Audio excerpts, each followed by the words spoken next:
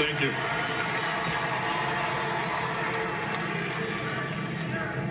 Ladies and gentlemen, I would like to make something very clear. Blue lives matter in America.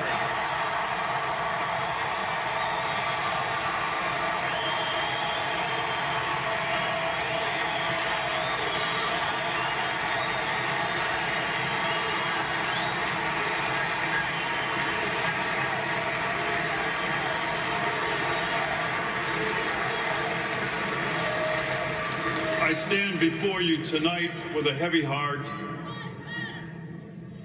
as the law enforcement community prepares to bury three of Baton Rouge, Louisiana's finest.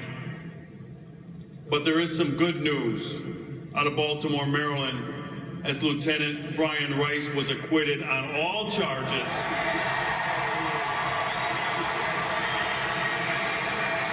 in the malicious prosecution of activist State's Attorney Marilyn Mosby.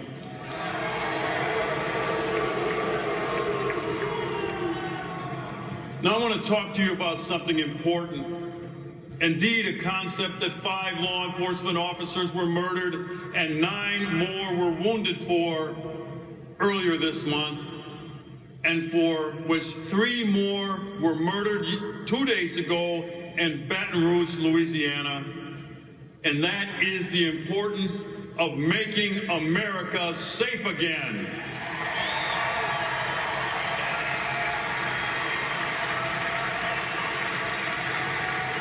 You see, I believe that this noble mission is not just a requirement, but a prerequisite for achieving this campaign's goal of making America great again.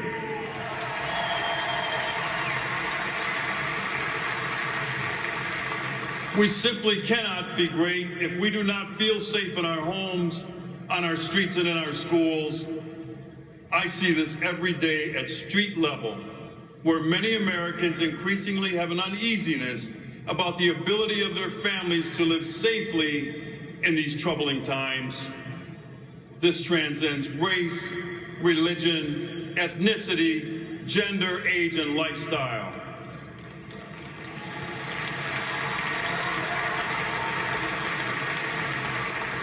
And if you don't believe it, a recent Gallup poll confirms it. And more than half of all Americans now worry a great deal about crime and violence, up consistently and dramatically from just a few years ago. And for African Americans, that number is 70%. Sadly, for a growing number of communities, the sense of safety that many of us once took for granted has been shattered. Americans don't always feel safe, no matter if they're working in a big city, living in a suburb, or rural areas all around this great country. I often tell residents of Milwaukee and the city and towns that I visit that safety is a shared endeavor. It starts with the willing acceptance of people to play by society's rules. A code, if you will, where we collectively agree upon that ensures stability, fairness, and respect. It is built on a foundation of trust in each other and in the people who administer and enforce society's rules, which at its foundation is the rule of law.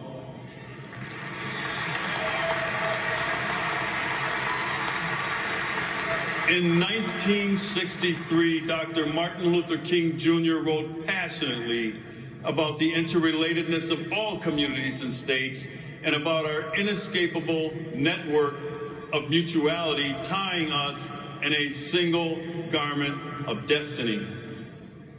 He spoke of the basic morality of the rule of law, provided that it is applied equally to both the wealthy and the impoverished, both men and women, and yes, the majority and the minority.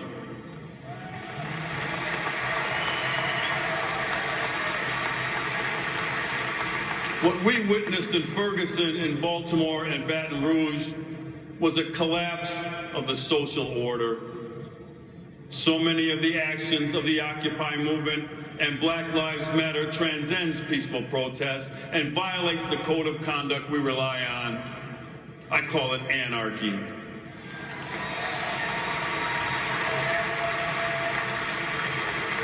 You see, American law enforcement officers understand that race is and has been a heated issue in our country. Most appreciate the vital need for thoroughness and transparency and pursuit of the greater good in their actions and in their investigations. These are truths that are self-evident to me and which I practice, and they are the truths that Donald Trump understands and supports.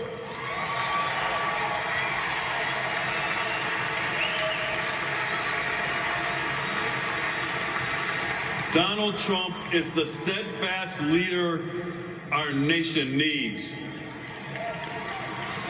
He has spoken passionately to me of his belief in our American system of justice, and he speaks to the values that are at the foundation of our social contract. Throughout his campaign and over the many years before, he has consistently and constantly raised his voice, not only in defense of the character of the American police officer, but the need for all people to feel that they are being treated fairly and respectfully by law enforcement.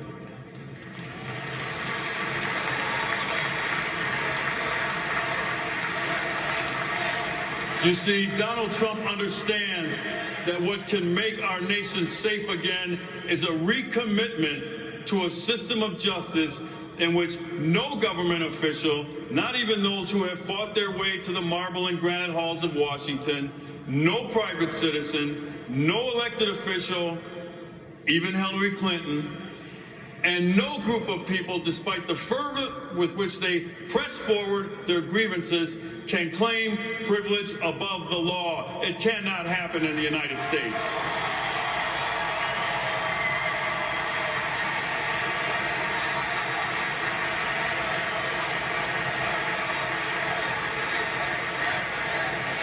The tradition of the primacy of the rule of law in America is strong. It is in those simple facts and in our acts we will move forward toward making America safe again. God bless you, and may God continue to bless these United States of America.